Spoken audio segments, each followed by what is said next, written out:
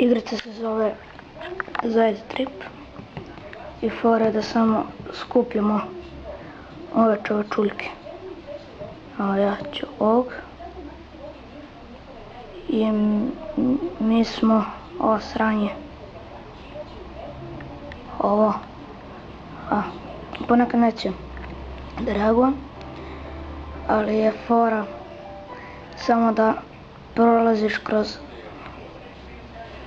ova bela, ovo ovdje što se vidi, to. I moj najveći skor je oko 46 ovdje. Tako.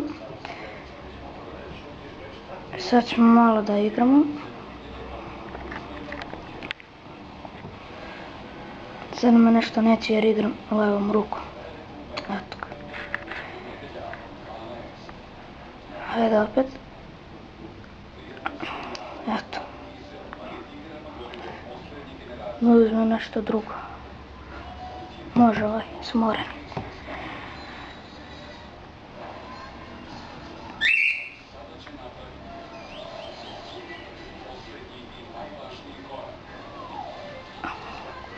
Ne mogu da vidim zbog ruke. Ali igrica je dobra. Sviđa mi se baš.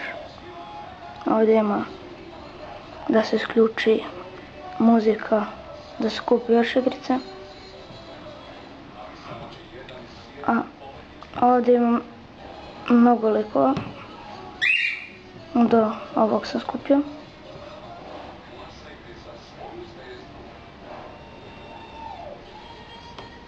Eto. Opet me neće. Kako?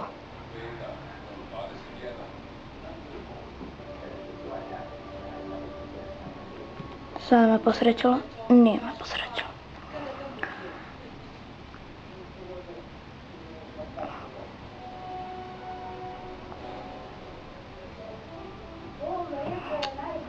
Opet.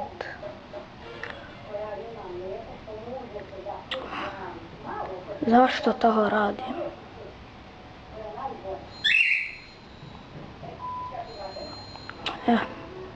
Dobro. To je cijela igrica.